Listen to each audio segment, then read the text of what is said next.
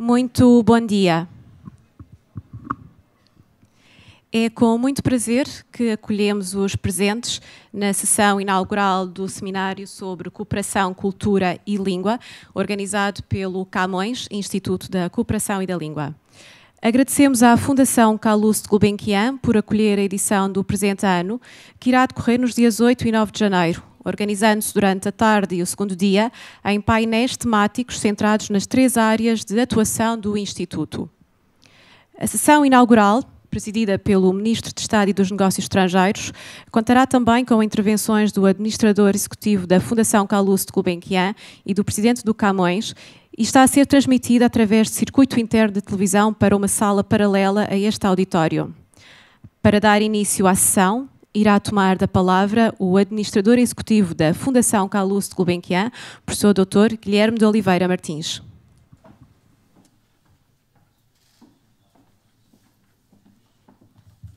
Muito bom dia a todos, Sr. Ministro de Estado e dos Negócios Estrangeiros, senhoras e senhores secretários de Estado, Sr. Presidente do Camões, senhoras e senhores embaixadores, minhas senhoras e meus senhores. É para a Fundação Calouste Gulbenkian, em meu nome pessoal e em nome da Sra. Presidente e dos meus colegas do Conselho de Administração, dar-vos as boas-vindas. É, felizmente, uma boa tradição realizarmos aqui na Fundação Calouste Gulbenkian o seminário do Camões sobre cooperação, língua e cultura. É por isso, para a Fundação, um motivo adicional de alegria acolher-vos e poder, naturalmente, beneficiar da vossa experiência e da partilha de reflexões que nestes 2 dias ocorrerão. Ontem mesmo, aqui numa conferência extremamente interessante que a Fundação Calouste Gulbenkian organizou com a Academia Brasileira de Letras, o grande pensador, poeta, intelectual António Cícero refletiu aqui sobre a importância e as virtualidades desta língua de várias culturas e desta cultura de várias línguas. Afinal, trata-se de compreender isso mesmo. Não qualquer lógica uniformizadora, mas uma lógica de enriquecimento permanente e mútuo, uma vez que, sendo língua global, sendo língua falada em todos os continentes, sendo língua que a cada passo está a ser reconhecida por todos como uma língua de presente e de futuro, obviamente que os trabalhos no tocante à cooperação, língua e cultura são absolutamente indispensáveis. Por isso a Fundação Calouste Gulbenkian acolhe-os com muito gosto e agradeço mais uma vez ao Sr. Ministro de Estado dos Negócios Estrangeiros, que é bem da casa, e portanto nós acolhemos-lo sempre aqui com muito gosto e, como sabe, até pelas relações pessoais de uma amizade antiga que temos, é para nós motivo de orgulho, honra, uma vez que não estamos só a ser hospedeiros, nós também queremos ser participantes nesta reflexão. Muito bom trabalho. Muito obrigado.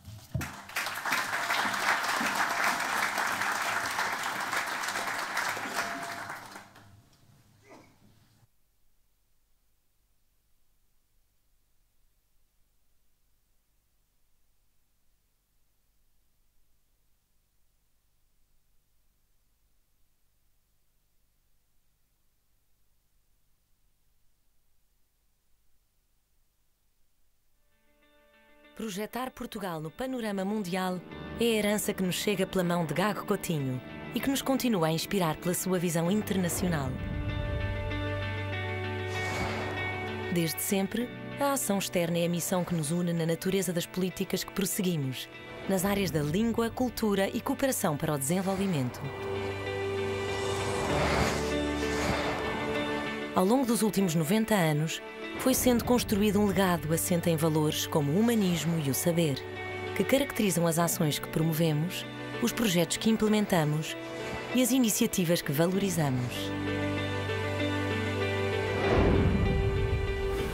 O Camões, Instituto da Cooperação e da Língua, nasce em 2012, reunindo as áreas da cooperação, cultura e língua, pilares centrais da política externa. Promove a internacionalização e o multilateralismo, reiterando o esforço e o empenho da diplomacia portuguesa, com a construção europeia, a CPLP, o eixo transatlântico e as comunidades portuguesas. O Camões propõe e executa a política de ensino e a divulgação da língua e cultura portuguesas no estrangeiro, junto de países terceiros e das diásporas. Estabelece parcerias para o ensino do português e a investigação, concede bolsas, realiza cursos à distância e certifica conhecimentos, afirmando o português como ativo cultural, científico e económico. Potenciando a cultura como um pilar essencial da democracia, da identidade nacional, da inovação e do desenvolvimento, segue uma ação cultural externa baseada na valorização do património histórico-cultural, na difusão da criação artística contemporânea e no diálogo intercultural. Na área de desenvolvimento, é responsável por propor e executar a política de cooperação, garantindo a coordenação com outras entidades públicas. Numa abordagem de inclusão e de diálogo, estimula e valoriza a ação bilateral e multilateral, incentivando parcerias com o setor privado e o apoio às organizações não governamentais. Através da cooperação, da cultura, da língua e de uma diplomacia de influência à escala mundial, o Camões contribui para uma atuação externa eficaz na resposta aos desafios globais e locais, num contexto internacional dinâmico e em constante mutação. Camões, Instituto da Cooperação e da Língua.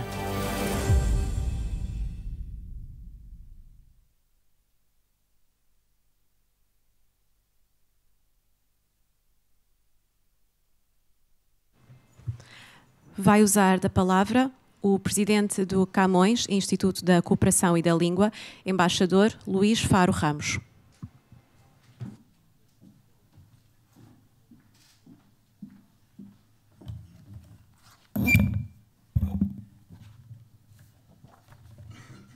Muito bom dia. Senhor Ministro de Estado e dos Negócios Estrangeiros, Senhoras Secretárias de Estado dos Assuntos Europeus, da Cooperação e das Comunidades Portuguesas, Senhor Administrador da Fundação Carlos de Gulbenkian, um agradecimento especial por nos acolher mais uma vez e por, como referiu, estarmos permanentemente a consolidar e a reforçar a nossa parceria em todas as áreas que o Camões, onde o Camões tem responsabilidades, tanto na cooperação como na cultura, como na língua.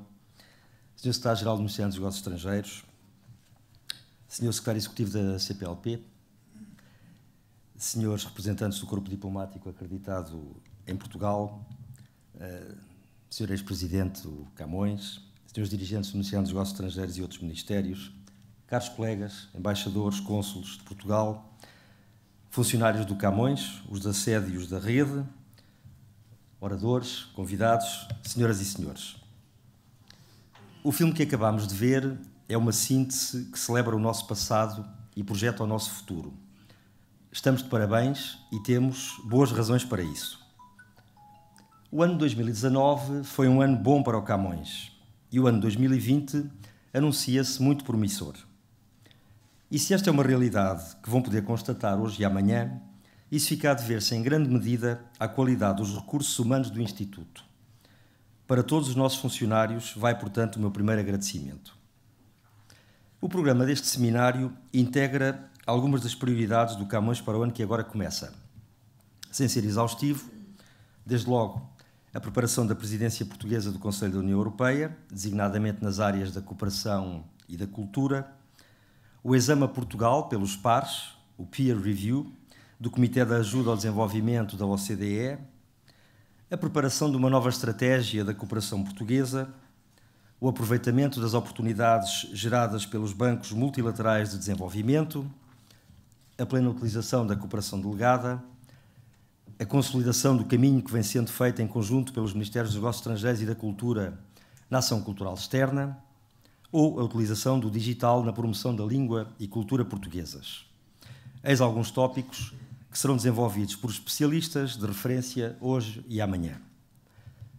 Cerca de 10 minutos não é tempo suficiente para descrever os resultados das muitas atividades que o Camões desenvolveu o ano passado e o modo como perspectivamos 2020. Pareceu-me, por isso, mais produtivo destacar alguns exemplos em cada uma das áreas que fazem parte das nossas responsabilidades. Começo pela área da cooperação, mais concretamente na ação humanitária, sociedade civil e cidadania. Em 2019, Portugal acorreu com empenho total e solidariedade à catástrofe que se abateu sobre Moçambique. O Camões fez parte desse esforço nacional, tendo lançado o Fundo de Apoio à Recuperação e Reconstrução das regiões afetadas pelos ciclones Idai e Kenneth. Esse fundo está agora operacional, serão anunciados e contratualizados os projetos financiados e terá início a execução desses projetos. Também no ano que passou, foram cofinanciados pelo Instituto 38 projetos de organizações não governamentais para o desenvolvimento no âmbito da linha de financiamento sobre educação e desenvolvimento no montante superior a 2 milhões de euros. Este ano está previsto um aumento de 10% desse montante. O convite à apresentação de propostas será lançado no presente trimestre. Em segundo lugar, na área da cultura. 2019 foi um ano de reforço da atividade concertada no quadro da ação cultural externa. O plano indicativo anual contemplou mais de 1.600 atividades promovidas em 86 países. O Camões contribuiu com cerca de 1.200 atividades, ou seja, 75%. Em 2020, prosseguiremos esse reforço, em conjunto com o Ministério da Cultura, a AICEP e o Turismo de Portugal. E, para lá da continuação das comemorações do 5º centenário da circunnavegação e das comemorações do centenário de Amália Rodrigues, daremos destaque ao apoio a diversas ações definidas no âmbito de grupos multissetoriais, designadamente o apoio à participação portuguesa em feiras do livro internacionais, o desenvolvimento de programas de promoção de autores de língua portuguesa e a preparação da temporada cruzada Portugal-França e do programa cultural da presidência portuguesa da União Europeia. Sobre este último ponto, e olho aqui para a minha direita, será a muito breve trecho expedida uma comunicação às embaixadas e consulados para que nos deem ideias de eventos, de modo a que possam ser integrados naquilo a que poderemos chamar um plano de atividades culturais específico para a presidência portuguesa da União Europeia. Em terceiro lugar, a área do planeamento e gestão. 2019 foi um ano de consolidação das alterações à estrutura do Instituto que ocorreram em 2018. Essa consolidação prosseguirá em 2020. Foram ainda desenvolvidas e testadas duas importantes plataformas de apoio às redes de promoção da língua e da cultura, as plataformas EPE Digital e EAS, Ação Cultural Externa. Estas valiosas plataformas deverão estar em funcionamento pleno este ano e ouvirão mais sobre este assunto específico ao longo do seminário.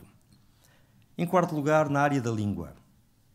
Terminamos o ano 2019 com mais estudantes, mais docentes, mais investigadores, mais cátedras, mais centros de língua portuguesa, mais protocolos de cooperação com estabelecimentos de ensino do primário ao superior, mais títulos na Biblioteca Digital do Camões, mais países integrando o ensino do português a nível do secundário no seu currículo. Para 2020, está assegurado o crescimento das cátedras. Aliás, a primeira delas é já este mês em Roma. Mais uma cátedra. Será a cátedra Fernando Pessoa. Estou aqui a anunciar em primeira mão. Vasco da Gama. Aqui o Dr. João Neves corrigiu-me. E bem, mais uma cátedra, a 51ª, ainda este mês, em Roma. Está assegurado também o crescimento dos centros de língua, o reforço da vertente digital ao nível de serviços e de conteúdos que concorram para a internacionalização da língua portuguesa, como língua de aprendizagem, ensino, comunicação e ciência, e também a criação de novos protocolos de apoio. E, claro, trataremos de comemorar condignamente o primeiro dia 5 de maio como Dia Mundial da Língua Portuguesa. No que diz respeito ao Camões, promoveremos comemorações em Lisboa, em conjunto com a CPLP, com as Nações Unidas, mas também apoiaremos eventos na sede da Unesco, em Paris, e em Cabo Verde, país que, como sabem, detém atualmente a presidência da CPLP. A reabertura do Museu da Língua Portuguesa em São Paulo, que está anunciada para o próximo mês de junho, deverá também ser uma ocasião propícia para celebrar esta nova dimensão da língua portuguesa. Em quinto lugar, na área da comunicação pública. Prosseguiu em 2019 o ciclo de conversas O Camões dá que falar, com convidados tão diversos e não estou a ser exaustivo, como Jorge Sampaio, Catarina Furtado ou Calafé Palanga, e organizámos uma sessão especial sobre Sofia, que contou com Lídia Jorge, cuja presença saúdo aqui entre nós, e Augusto Santos Silva. Não digo Sr. Ministro dos Estados e dos Negócios Estrangeiros, porque foi na qualidade de Augusto Santos Silva que nos deu o prazer de participar nessa sessão especial. Foi criada uma rúbrica semanal na RDP Internacional, a que chamamos O Mundo numa Língua. Já tivemos a oportunidade, em meia dúzia de sessões, de dar voz a leitores, a gente da rede, na Ásia, em África, na América Latina. Reforçámos o Departamento de Comunicação do Camões. Sr. Secretário-Geral, muito obrigado, porque nos destacou uma unidade muito valiosa nessa área. Temos, em geral, feito um esforço para comunicar melhor o que fazemos e como fazemos. E começamos bem 2020. A Vera pode pôr aqui um slide. É também um anúncio, que já era antigo, mas hoje concretiza-se. A partir de agora ficarão disponíveis para todos no portal do Camões conteúdos em 4 das 5 línguas mais faladas no mundo: mandarim, espanhol, português e inglês. Portanto, a partir de hoje está uma promessa cumprida e o portal poderá ser consultado nessas 4 línguas. Para terminar, há um desafio estrutural que não devemos desistir de vencer e que só podemos vencer juntos. Desde 2012, o Camões é um Instituto da Cooperação, da Cultura e da Língua. Os extintos IPAD e Instituto Camões integraram e enriqueceram a nova instituição com os seus preciosos legados. Agora, não nos devemos distrair com considerações sobre tempos passados. Devemos projetar o futuro, tirando de cada um o melhor, sempre em benefício do coletivo. O lema dos 3 mosqueteiros era um por todos, todos por um. Que esse lema seja também o nosso, no Camões. Cooperação, cultura e língua. Um por todos, todos por um. Agradeço a todos os oradores que aceitaram partilhar connosco as suas reflexões, enriquecendo as nossas. Agradeço ao Sr. Ministro dos Estados e dos Negócios Estrangeiros por ter aceitado proferir a intervenção de fundo na sessão de abertura do nosso seminário e agradeço particularmente aos nossos convidados desta manhã, cujas intervenções aguardamos, creio que com fundada expectativa. Muito obrigado a todos.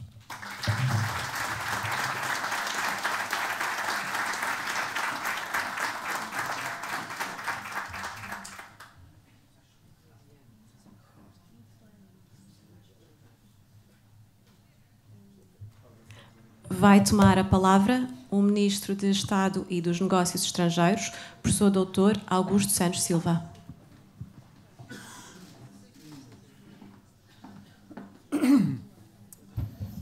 Bom dia a todos. Começo por saudar todos os colaboradores do Instituto Camões e a sua direção e agradecer-lhes o trabalho realizado ao longo de 2019 e o bom espírito com que encaram os desafios e as obrigações de 2020.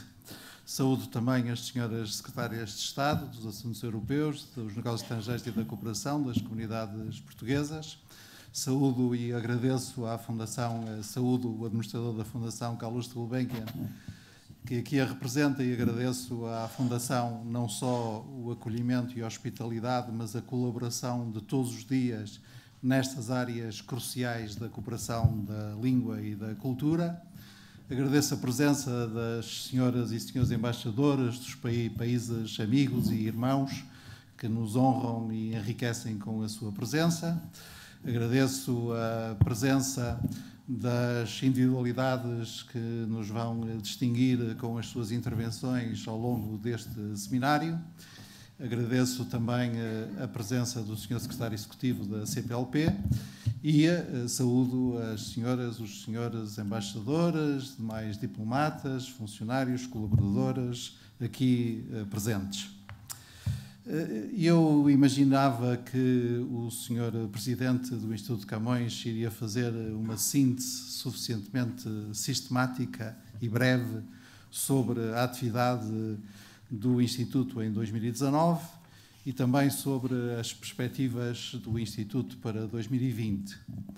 E, portanto, presumi, e bem, que me caberia mais uma vez a tarefa de tentar encontrar um sentido geral para isto tudo. É uma tarefa que hoje é bastante simplificada por duas contribuições que queria assinalar e que me permitia, desde já, usar em meu proveito. A primeira, quando discutimos, eu próprio e todos os senhores secretários de Estado, os Ministérios dos Negócios Estrangeiros, o que haveria de ser o seminário diplomático e a minha intervenção inicial, que é feita sempre em nome de todos nós, a senhora Secretária de Estado dos Negócios Estrangeiros e da Cooperação sugeriu que, mais cedo ou mais tarde, mais cedo do que tarde, nós haveríamos de tentar integrar a cooperação para o desenvolvimento numa área e numa linha de política externa e de atuação diplomática na qual Portugal tem ativos consolidados e na qual Portugal se distingue internacionalmente pela consistência e o equilíbrio, e essa linha bem poderia ser designada como diplomacia pela paz. E é uma linha na qual nós podemos integrar não só toda a nossa cooperação para o desenvolvimento, como também a nossa diplomacia pelos direitos humanos e a nossa intervenção internacional nesse domínio absolutamente crucial, e também a forma não confrontacional como o fazemos, e a contribuição que, por exemplo, as nossas forças nacionais destacadas, em diferentes teatros de operações e sob diferentes capas institucionais das Nações Unidas, da União Europeia ou da NATO, participam em missões de paz. E esta é uma ideia que me parece muito interessante e que me parece ser também um bom ponto de partida para pensarmos nos desafios que se colocam em 2020 nesta área da cooperação, da língua e da cultura. Considerar que quem faz cooperação não faz a guerra e, pelo contrário, quem faz cooperação contribui para a paz. E dizer hoje isto tem um significado particular, porque todas as linhas e os instrumentos de política externa dos países membros da União Europeia e da União Europeia como tal estão hoje a ser mobilizados para ver se evitamos uma guerra e se resolvemos gravíssimos problemas de estabilidade e de segurança que existem na nossa vizinhança próxima e que nos atingem diretamente, estou a falar do Médio Oriente, se podem resolver como devem, por meios políticos, por meios diplomáticos e não por meios militares. E, portanto, esta é uma ideia que creio que pode inspirar esta reflexão mais geral sobre o sentido do que fazemos quando intervimos em matéria de cooperação para o desenvolvimento. E é a primeira ideia que me permito manipular em meu proveito neste caso. A segunda ideia, o segundo contributo que achei que podia utilizar em meu proveito, utilizando aqui uma companhia que felizmente tenho há já vários anos, é o conjunto das reflexões que o poeta e o teólogo português José Tolentino de Mendonça tem feito sobre a temática da paz, a temática da cooperação e o bom uso da literatura como um instrumento cognitivo. Elaborando a partir de outro muito importante teólogo, Elmar Selman, José Tolentino de Mendonça chama-nos a atenção para o que chama a ferramenta sapencial que a literatura também é. A literatura consegue oferecer-nos metáforas da vida muito poderosas, a literatura consegue propor-nos um conhecimento concreto das coisas, eu diria, um conhecimento experienciado das coisas, do Lebenswelt, que é muito útil, e a literatura é, cito também, um poderosíssimo instrumento de precisão quer analítica, quer descritiva, quer enquanto interpelação do mundo. Eu digo isto, preciso dizer isto agora, para aproveitá-lo um bocadinho mais tarde na minha intervenção. Mas, percebendo bem porque é que o teólogo usa o poeta, não queria também desvalorizar o teólogo. Porque o teólogo diz 3 coisas que nos são muito importantes, creio, para o nosso trabalho. O primeiro diz-nos que o Evangelho mostra que o que importa é não amontoar, mas sim multiplicar. Dou de barato, dadas as minhas funções e a natureza do Estado, que não só o Evangelho diz isso, como muitos outros textos fundadores da nossa civilização dizem o mesmo. Portanto, esqueçam o sujeito, para efeitos de cumprimento da laicidade, e pensem só que alguém nos vai sugerindo que mais importante do que acumular, do que amontoar, é multiplicar. E depois diz-nos que é muito importante perceber que o nosso motor é o desejo ou a sede, são as 2 expressões que utiliza quase equivalentemente, a sede sendo um estado que deve ser elogiado, porque não é apenas um estado de necessidade, ou sendo um estado de necessidade, é um estado de necessidade de chegar a alguma coisa. Essa coisa é o sentido a que nós nunca chegamos plenamente, e por isso é que temos sempre sede e temos sempre desejo, e o desejo é sempre insaciável, e a sede alimenta sempre mais sede, porque queremos chegar a um sentido. E o terceiro elemento que o teólogo usa e que eu creio é também muito útil para nós é a ideia correlativa com as anteriores de que se o que importa é multiplicar e nós estamos sempre com sede da multiplicação, então o nosso trabalho não se faz sentado nem quieto, o nosso trabalho faz-se caminhando, peregrinando, usando uma expressão que tem uma cor religiosa própria, mas quem não quiser usá-la, basta dizer andando ou caminhando, e até pode citar outros poetas a este propósito. Não é difícil, creio eu, perceber o sentido do que se faz na cooperação para o desenvolvimento a partir destas ideias. Podemos, aliás, fazer ainda outra coisa e convocar o nosso próprio patrono. Porque o Camões diz, julgo que nos Lusíadas, mais ou menos isto: quem faz o comércio não quer a guerra, o que é uma grande verdade, e quem faz a guerra não quer o comércio, porque o comércio é troca, é comunicação, é vantagem recíproca, e nós podemos também dizer, seguindo o nosso patrono, que quem faz a cooperação não só não quer a guerra, como quer o contrário da guerra, que é a paz. Isto é muito importante porque quando nós olhamos para os direitos humanos, quando nós olhamos para o desenvolvimento, nós olhamos para as 2 outras faces de um poliedro que tem 3 faces e que se chama Nações Unidas, e que diz que as suas 3 faces são a paz e segurança internacional, o desenvolvimento e os direitos humanos. E, aliás, a face direitos humanos é a que melhor articula as outras 2. Não há nada mais poderoso para fundamentar a paz e defender a nossa segurança do que promover os direitos humanos de todos. E o desenvolvimento é o caminho, o processo que leva à realização plena dos direitos humanos.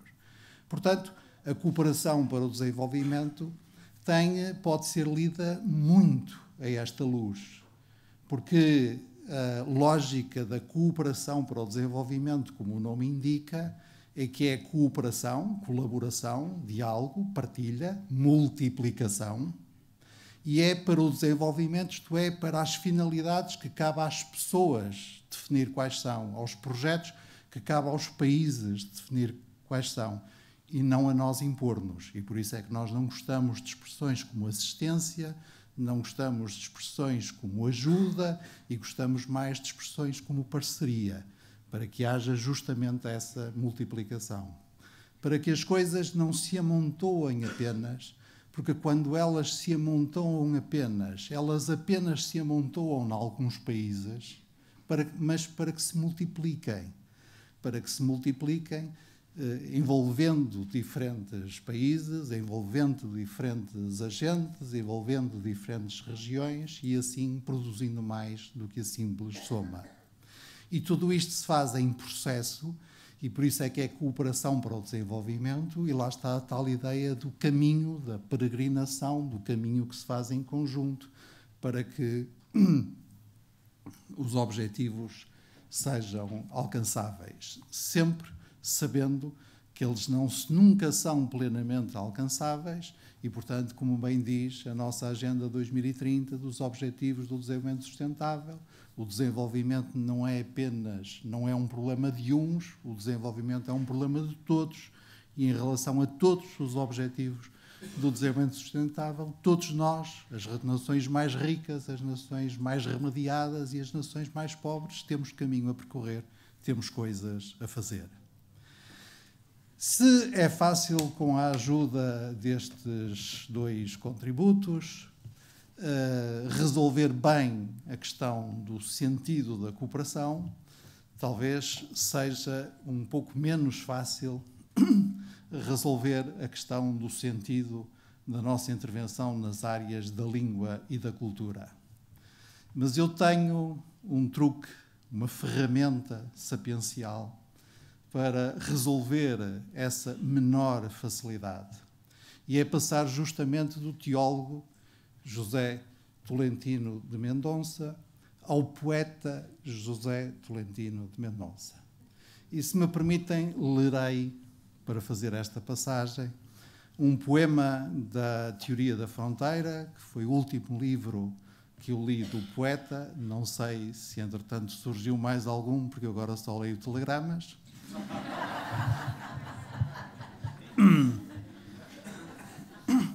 Mas é um pequeno poema de uns 15 versos e, portanto, pode ser lido na íntegra como deve ser. E chama-se Boca della Verità. Existem palavras por nós ignoradas, vivem ao lado das que mais usamos e nunca sabemos quando uma delas, em fuga, com a calibração precisa, surgirá para transtornar a neutralidade. A língua arrasta a noite ancestral, um vento de neve cheio de folhas mortas, a idade que possuímos em segredo sem que nenhuma documentação civil a detete. As línguas são portas que se abrem rangendo para coisas que não existem. Então, usemos esta ideia de que as línguas são portas que se abrem rangendo para coisas que não existem.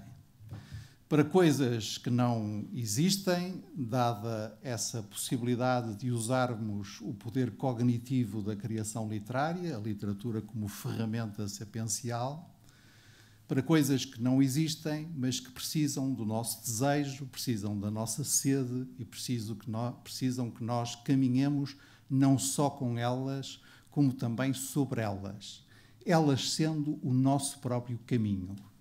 Porque a língua serve para dizer, e cito outra vez o poeta, neste caso nos baldios, também eu me recuso a dizer apenas o que pode ser dito, coisa que, dada a regularidade com que eu digo coisas que dizem que eu não devia dizer, até me serve de auxílio particular e circunstancial. As línguas servem para dizer tudo o que é preciso dizer e servem exatamente também para conhecer.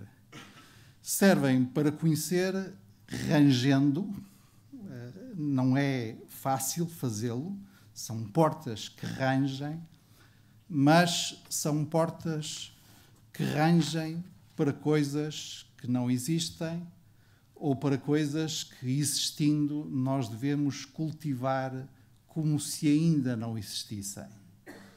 as aulas de português que devemos assegurar às comunidades portuguesas vivendo no estrangeiro, as cátedras com que nós devemos apoiar os estudos e a investigação sobre temas portugueses e literaturas de língua portuguesa em diferentes países do mundo, as escolas secundárias de vários países, em vários continentes, que ensinam o português como língua estrangeira e devem ser apoiadas por isso, as manifestações culturais, os festivais de cinema, as festas e feiras do livro, tudo isso que nós fazemos e que devemos sempre fazer como se elas não estivessem adquiridas, como sendo portas ou janelas abertas, metáfora que estamos sempre a usar, fossem portas que rangem.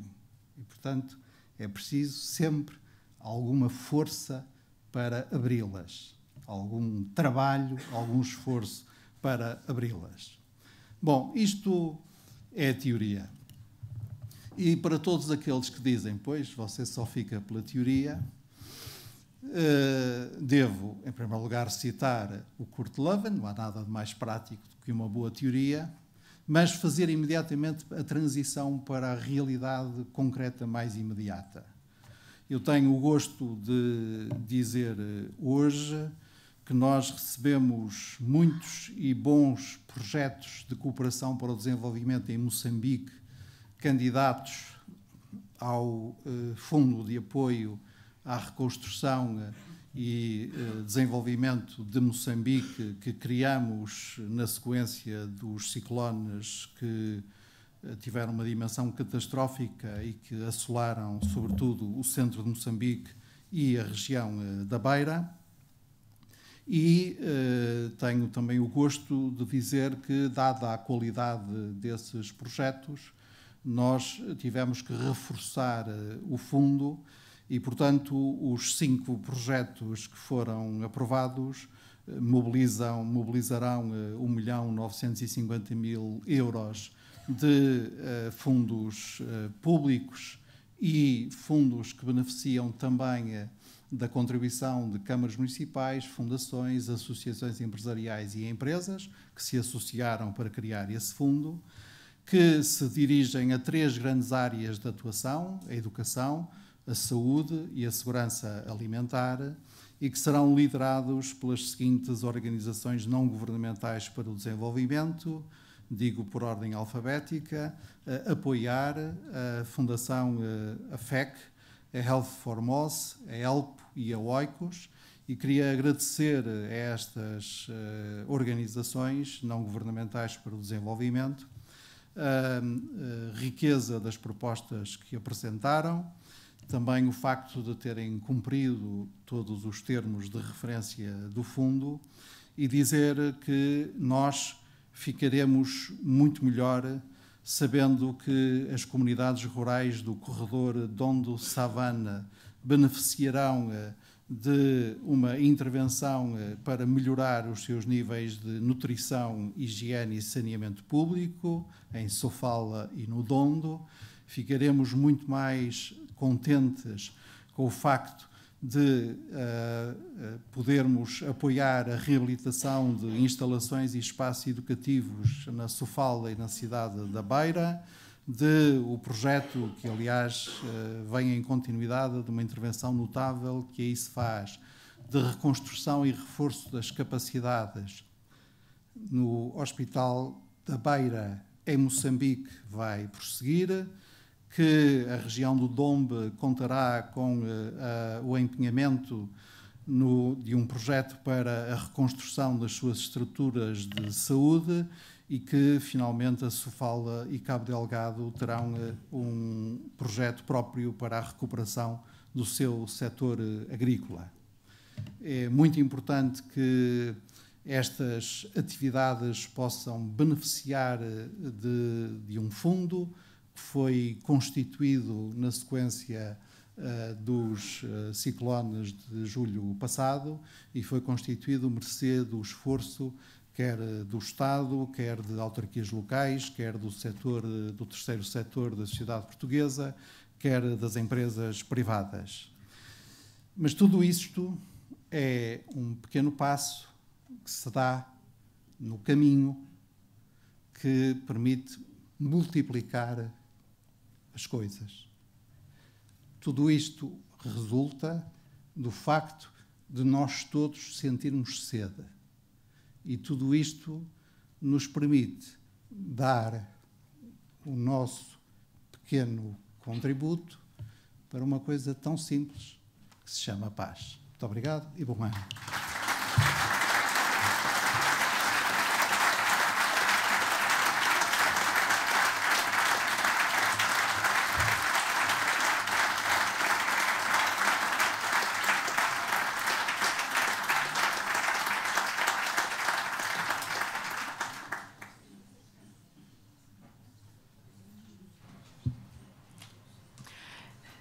Sua Eminência Dom José Tolentino de Mendonça é o orador convidado desta sessão inaugural. Cardeal, arquivista do Arquivo Apostólico do Vaticano e bibliotecário da Biblioteca Apostólica Vaticana, foi professor e vice-reitor da Universidade Católica Portuguesa e também diretor da Faculdade de Teologia da mesma instituição. Tem vasta obra literária publicada, incluindo poesia, ensaios e peças de teatro, e é comendador da Ordem do Infante Dom Henrique e da Ordem Militar de Santiago da Espada. Vai usar da palavra o Cardeal Dom José Tolentino de Mendonça.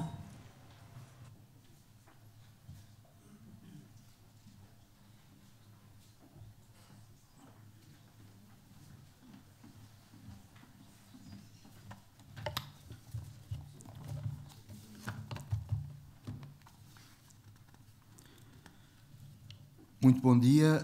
Queria começar por saudar o Sr. Ministro de Estado e dos Negócios Estrangeiros, dizer-lhe que termos também um ministro que é um sociólogo e um homem de cultura tão empenhado como Vossa Excelência é para nós todos, agentes da cultura, uma grande consolação e um enorme estímulo.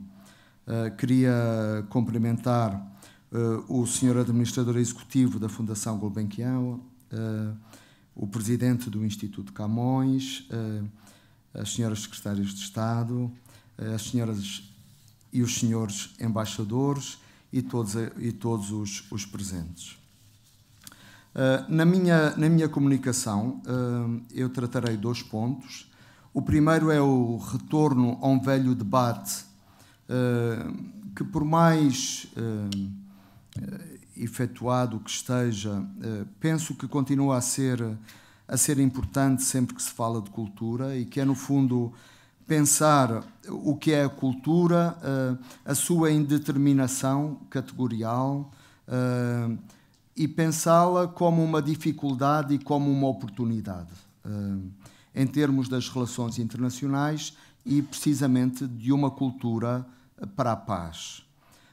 E, no segundo momento da minha comunicação, tratarei este termo no pensamento do Papa Francisco, sobretudo em 2 documentos importantes. O primeiro, a sua exortação apostólica de 2013, e que é um pouco o seu programa de pontificado, e, no segundo momento, o texto que é um dos grandes textos deste arranque de milénio, que é a encíclica Laudato Si, sobre o cuidado da casa comum, onde emerge uma noção de cultura dentro de uma reflexão sistémica da nossa sociedade, e que me parece carregada de futuro. Naturalmente, esta reflexão terá sempre como horizonte o tópico do desenvolvimento.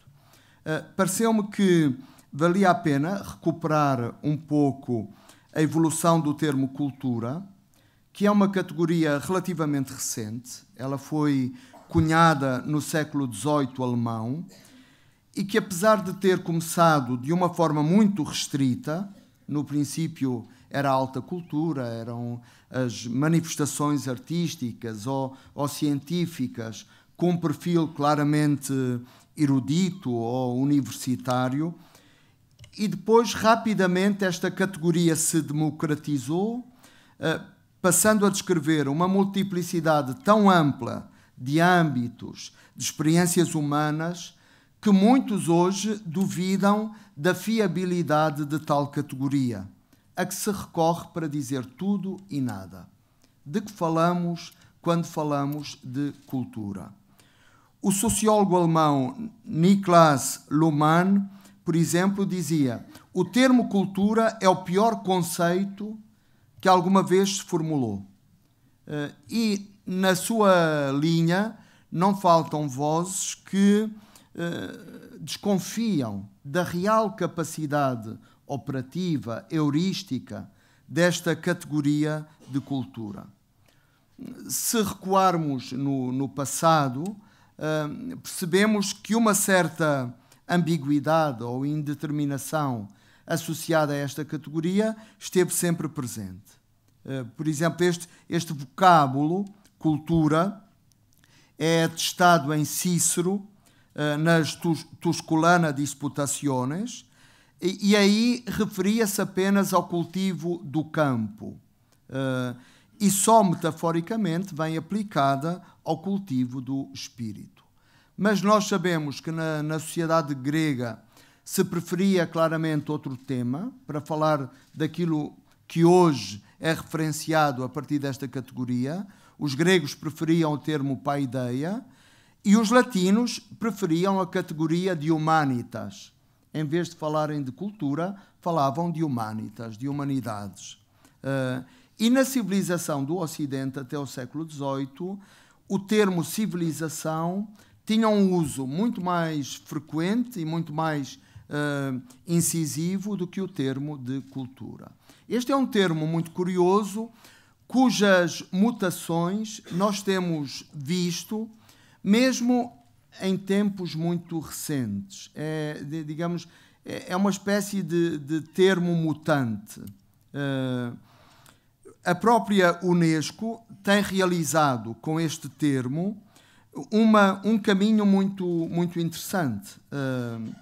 No preâmbulo à Declaração Universal sobre a Diversidade Cultural, de 2001, diz-se muitas coisas sobre a cultura. E, digamos, quando falamos de cultura, as nossas aspirações, o nosso desejo, a nossa sede, cresce de uma forma exponencial.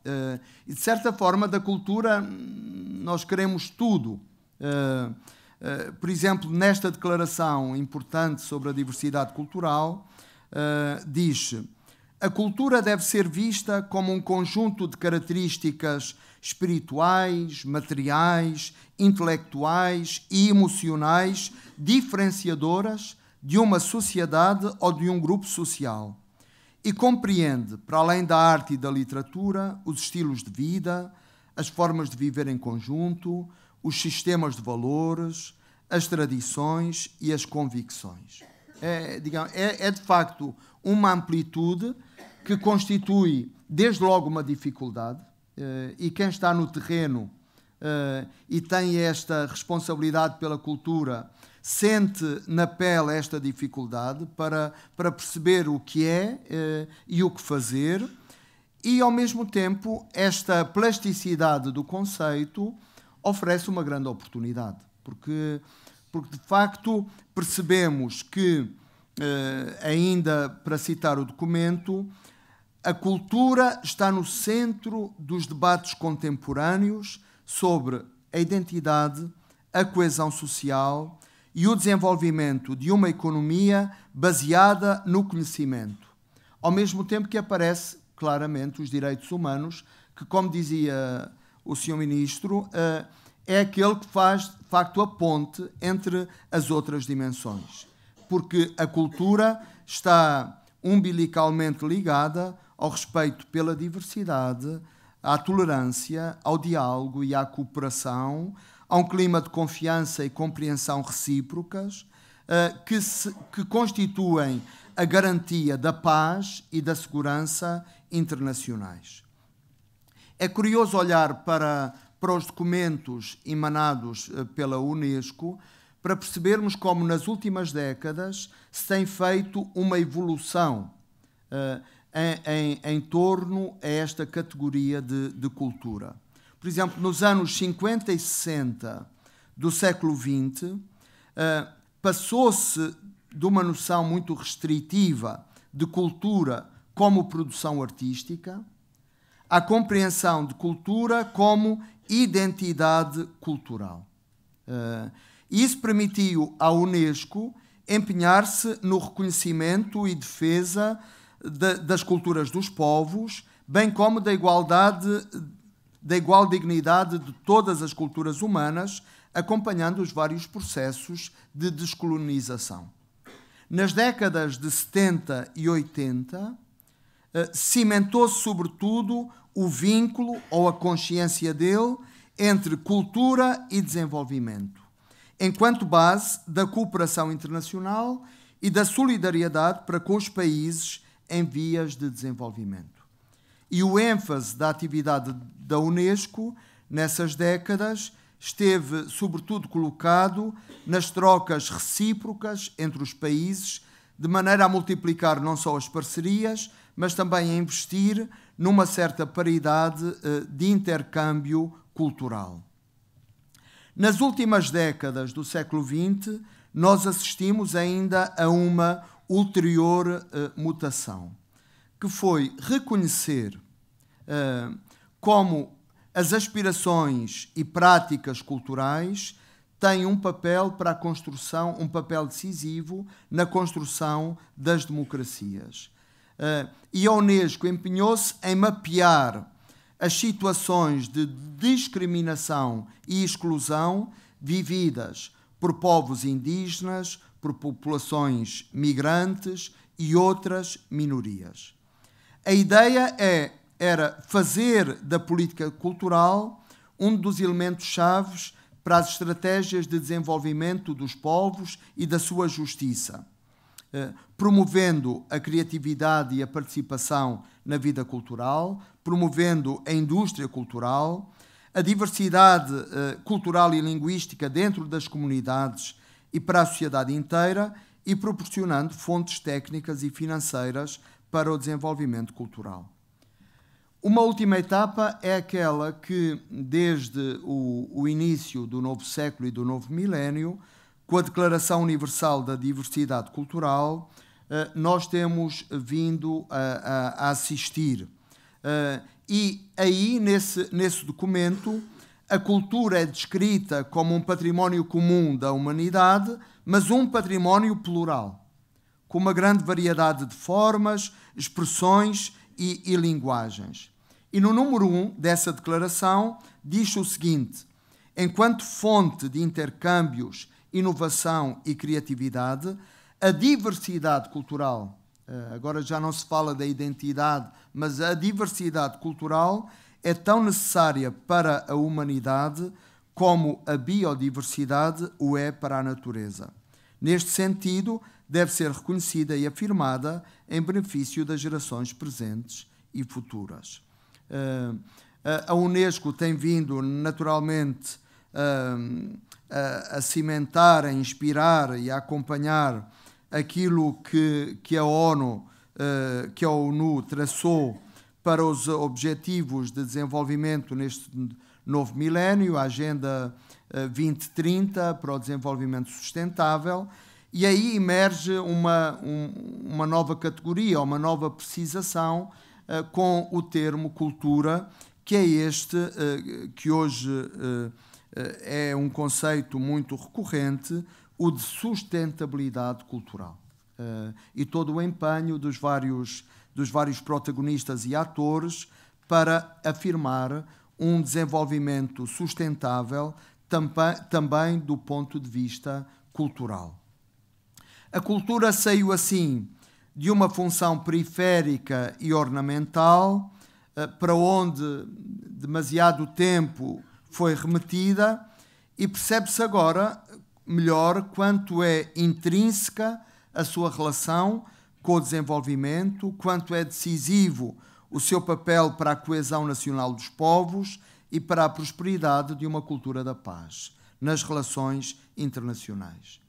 E mais, percebe-se claramente que a cultura é o grande observatório do humano, o principal espelho das aspirações e dos conflitos de cada época, mesmo da nossa, a chave necessária para a compreensão dos mais importantes movimentos históricos, a bússola, ou como hoje se diria, o GPS, para navegar o emaranhado do presente e, ao mesmo tempo, colher os sinais primeiros do futuro. Não há um desenvolvimento sem uma justa hermenêutica dos contextos ou sem uma sabedoria, um instrumento sapiencial, como lembrava o Sr. Ministro, acerca das direções e dos rumos que queremos tomar. E isso, claramente, não é apenas um debate económico, não é apenas um debate político, mas sem a percepção, sem o contributo da percepção cultural, não se realiza. De maneira que, ao falar de cultura, nós falamos de um conceito amplo, plástico, por vezes difícil de lidar pela sua ambiguidade, mas ao mesmo tempo a multiformidade, ser um conceito multímodo, faz do conceito de cultura um conceito decisivo para pensar a cultura da paz e do desenvolvimento. Gostaria agora de pensar o que pode ser o termo cultura a partir destes dois textos, considero-os axiais, do magistério do Papa Francisco e sendo de facto a reflexão de um líder religioso, não deixa de ser uma reflexão cultural e com interesse universal. E o seu ponto de vista, penso que pode iluminar também a reflexão que todos precisamos fazer para aprofundar o que são os principais dinamismos de uma cultura da paz. O primeiro texto, a Exortação Apostólica Evangelii Gaudium, de 2013, o primeiro ano do seu pontificado, e é de facto o texto programático. E aí nós começamos por encontrar uma definição de cultura. E o Papa Francisco escreve: a noção de cultura é o estilo de vida que uma determinada sociedade possui, a forma dos seus membros de se relacionar entre si, com as outras criaturas e com o horizonte de sentido mais amplo da vida. A cultura abrange a totalidade da vida de um povo. O ser humano está sempre culturalmente situado. Então aqui temos, de facto, uma definição ambiciosa, porque a cultura já não diz respeito apenas à produção cultural mais restrita, mas diz respeito aos estilos de vida e à forma de convivência que estabelecemos entre nós. Tem a ver, toca a totalidade da vida e, ao mesmo tempo, é aquilo que nos contextualiza. Uma afirmação com uma evidência hoje universal é esta de que todos falamos de um lugar culturalmente situado. E reconhecer isso é fundamental para as trocas que nós fazemos. O Papa Francisco diz muitas vezes que nós não vivemos apenas numa época de mudanças, mas estamos dentro de uma mudança de época. E a cultura é, por excelência, o grande sensor dessa transformação, dessa trepidação que o presente tem no ato de se modificar. Na cultura jogam-se as grandes tensões, as grandes polaridades. É de facto o lugar onde a vida, onde a existência se vê com maior nitidez. E o Papa identifica duas linhas. A linha de uma cultura do encontro, que nasce quando aceitamos abraçar o risco do encontro com o rosto do outro, contrariando a suspeita, a desconfiança permanente, o medo de sermos invadidos, as atitudes defensivas que nos impõe o mundo atual E a par da cultura do encontro, nós temos a cultura do descarte. Quando o ser humano ou determinados povos são considerados como um bem de consumo que se pode usar e depois lançar fora. Já não se trata apenas de aplicar as anteriores categorias de exploração e de opressão, mas estamos perante um momento novo da história, em que, mais do que falar de explorados, nós temos de falar de excluídos e de resíduos, das sobras deste modelo de desenvolvimento. Nesta reflexão primeira que o Papa fez, ele falou também pela primeira vez de quatro princípios que depois nós encontramos replicados no seu magistério ao longo destes anos. E esses princípios, que são princípios filosóficos, teológicos, são princípios para uma arquitetura da cultura da paz.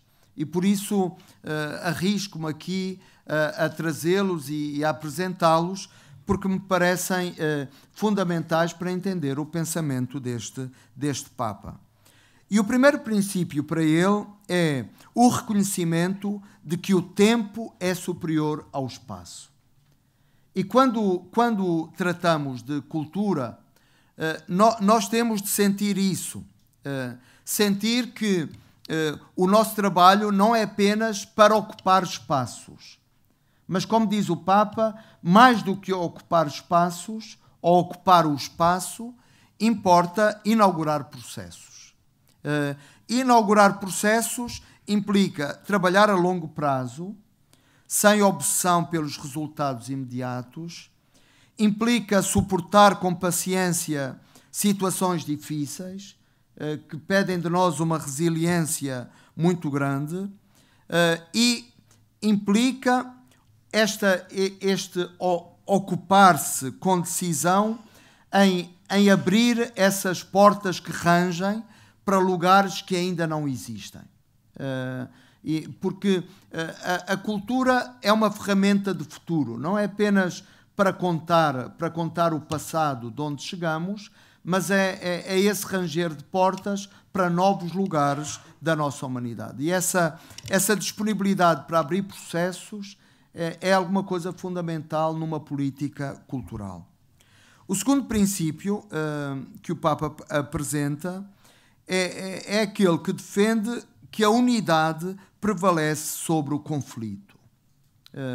Nós vivemos numa sociedade muito conflitual e talvez para surpresa nossa, mesmo para diplomatas que vão acompanhando ao microscópio a realidade social, mesmo para surpresa nossa, a sociedade global, o facto de estarmos muito mais perto uns dos outros do que alguma vez estivemos em qualquer época anterior da história, isso não aumentou a nossa curiosidade pelos outros, a nossa abertura, o nosso desejo de conhecer e de entabular relações, mas neste momento histórico isso traduz-se num acentuar das conflitualidades. Sejam as do cotidiano, sejam as da política internacional. E nós sentimos esse trânsito de uma estação, digamos, mais polarizada em determinados blocos, mas que permitia uma certa pacificação do discurso social, para uma fragmentação da realidade e o ascender de uma conjuntura conflitual. O conflito em si mesmo, ou o atrito, tem um lugar importante na construção da vida e na construção da história, mas não pode ser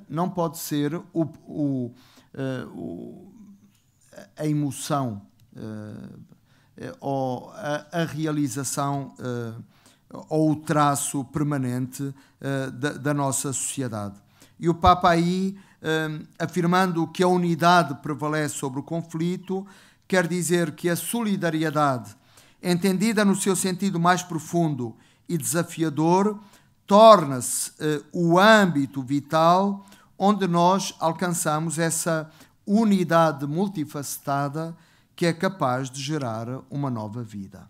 A unidade não é um sincretismo, não é a absorção de um pelo outro, mas é a resolução num plano superior daquilo que são as nossas motivações de parte, parcelares, de fragmento. O terceiro princípio é aquele que recorda que a realidade é mais importante do que a ideia. A ideia elabora-se, a realidade é. E entre as duas, entre a ideia e a realidade, deve-se estabelecer um diálogo constante, evitando que a ideia acabe por separar-se da realidade. E hoje o grande desafio é nós contrariarmos uma cultura, uma tendência cultural que nos faz viver de palavras, de imagens, de sofismas, de ideias que acabam por ocultar a realidade.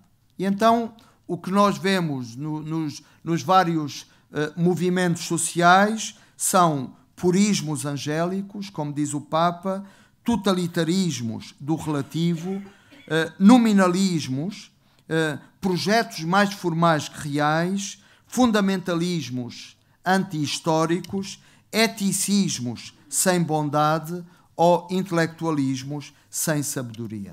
De maneira, nós precisamos de fazer prevalecer a realidade sobre a ideia. E o último princípio que ele apresenta como arquitetura da sua visão cultural é aquele que reconhece que o todo é superior à parte. O todo é superior à parte. Nós precisamos de um ancoramento na parte. Precisamos de ter os pés assentes na terra e numa terra. Não podemos viver de um universalismo abstrato e globalizante, como se fôssemos miméticos passageiros admirando os fogos de artifício do mundo, com os aplausos programados pelo guião que nos move a todos.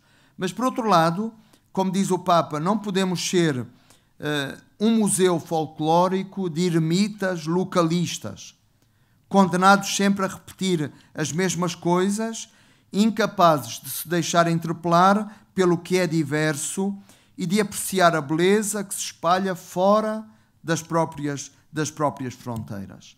Por isso, traduzindo esta nova visão cultural, o Papa propõe uma transição, uma mudança de paradigma. Ele diz: nós temos vivido tomando a esfera como modelo. E a esfera em si mesmo é uma figura chata, plana, em que cada ponto é igualmente equidistante do centro, não havendo diferenças entre um ponto e outro. E o paradigma que ele propõe não é este de homologação que a esfera traduz, mas é um novo modelo traduzido pelo poliedro, que tem uma forma semelhante à da esfera, mas compõe-se de múltiplas faces, que confluem, que convergem, que dialogam, mas mantendo a própria originalidade, mantendo a própria especificidade. A esta visão cultural, um contributo importante surge com a encíclica Laudato Si, de 2015, e que é, como disse, um dos textos que dialoga com aquilo que muitos cientistas chamam o ecocídio, a ameaça, e segundo muitos, a realidade de destruição da Terra por parte do homem. E hoje é impossível não ver o estado de emergência ecológica em que nós mergulhamos como civilização. Neste texto corajoso, carregado de futuro, o Papa Francisco denuncia o antropocentrismo despótico e desordenado que se desinteressa das outras criaturas, que viola as leis da natureza e os delicados equilíbrios entre os seres deste mundo, colocando o ser útil à frente do ser. e a crítica que ele faz ao antropocentrismo, responsabilizando por esta crise ecológica, não deve ser vista apenas como sendo tecnicamente ecológica, porque a Laudato Si não é apenas uma encíclica verde. É um texto, antes de tudo, cultural, sistémico, porque mostra como, e essa é talvez a novidade desta visão cultural, é que mostra que está tudo ligado, está tudo conectado. O homem está ligado à natureza e ao meio ambiente, e as assimetrias, hoje as desigualdades, os fenómenos de pobreza e pobreza extrema que nós vivemos nas nossas sociedades e, sobretudo, em sociedades menos desenvolvidas, está completamente ligado a esta destruição, a esta emergência que nós vemos na natureza, com a sua degradação, o cúmulo da poluição, as emissões tóxicas, o dispêndio de energia e água em excesso, a perda de identidade e a ruptura de vínculos de integração e comunhão social. De maneira que o Papa propõe que, a par da cidadania cultural, nós possamos declarar uma cidadania ecológica. E ele apresenta também 4 eixos para pensar esta conexão sistémica entre o que é o modelo social e o que é o modelo da ecologia, falando de uma ecologia integral ou de uma ecologia cultural. E penso que é uma das linhas importantes de futuro para uma política cultural que promova realmente a paz. E os 4 pontos, e com isso termino esta minha proposta de reflexão, os 4 pontos são estes. O primeiro é o cuidado do património cultural da humanidade. E o Papa, nesta visão total, integral da realidade, ele recorda que, a par do património natural, há um outro património ameaçado, e esse é o património histórico, artístico e cultural. E ele faz parte da nossa identidade. Pensando a emergência ecológica atual, nós não podemos pensar criar novas cidades, por exemplo, que sejam ecologicamente sustentáveis, que sejam um ambiente completamente novo, completamente despojado do próprio passado. Ele diz, na nova reflexão ecológica é preciso integrar a história, a cultura, a arquitetura de um lugar, salvaguardando a sua identidade original. Por isso, a ecologia, o discurso ecológico, envolve também o cuidado das riquezas culturais da humanidade no seu sentido mais amplo. Não se pode excluir a cultura na hora de repensar a relação do ser humano com o meio ambiente. O segundo ponto que recorda o Papa Francisco é a necessidade de proteger a diversidade cultural. E este é um ponto que se liga com a agenda da Unesco e é, penso, uma preocupação para todos nós, garantir que se contraria os mecanismos de uma economia globalizada, como é aquela atual, que tende a homogeneizar as culturas e a debilitar a imensa variedade cultural que é um tesouro da humanidade. Por isso, não se pode querer resolver todas as dificuldades através de normativas uniformes ou de intervenções técnicas, sem ter em conta a complexidade das problemáticas locais que requerem uma participação ativa das comunidades, dos habitantes. Nem mesmo a noção de qualidade de vida se pode impor, mas deve ser entendida dentro do mundo dos símbolos e hábitos próprios de cada grupo humano. Hoje, uma das dimensões humanas mais ameaçadas é precisamente esta da diversidade cultural. E isto o Papa especifica com o terceiro princípio que oferece, que é a urgência de contrariar a extinção das identidades culturais.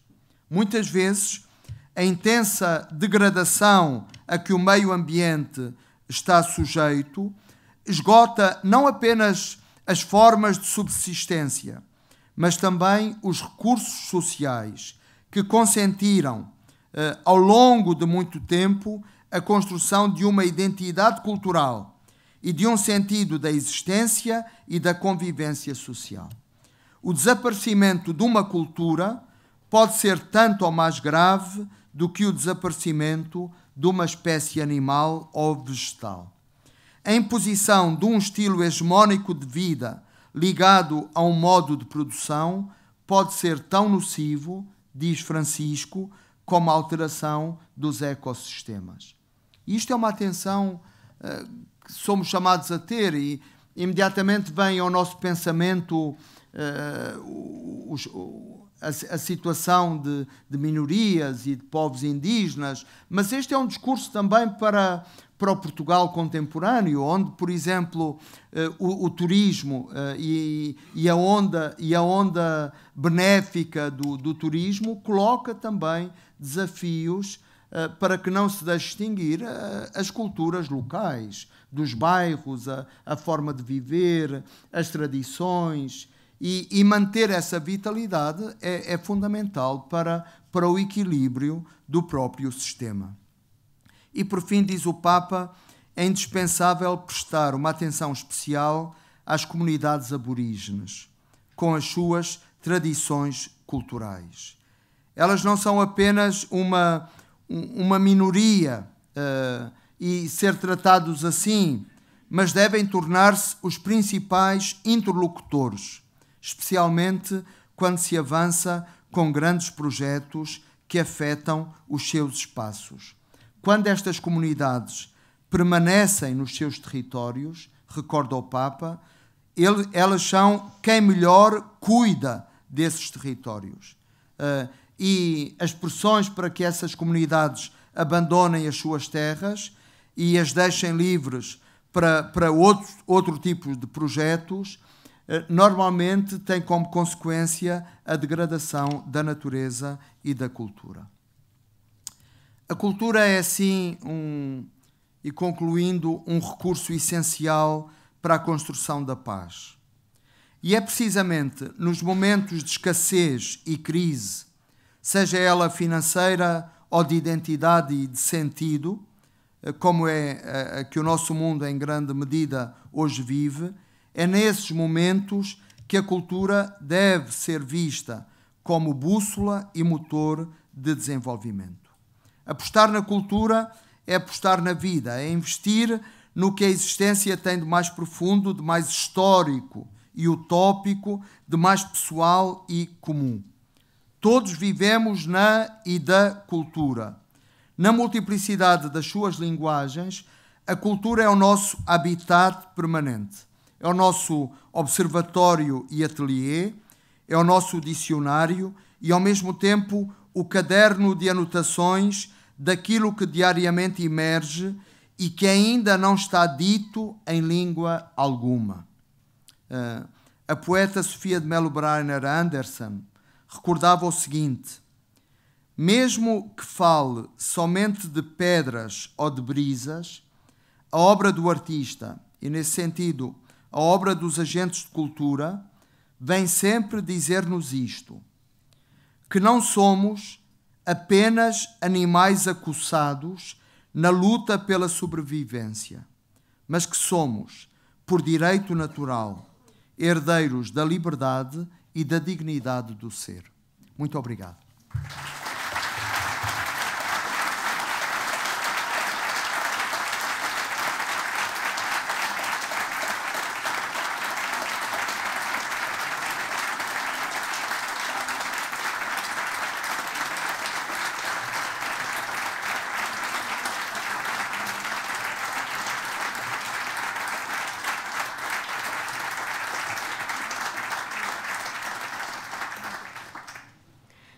Muito obrigada. Iremos agora fazer uma pequena pausa para café e regressaremos às 12 horas.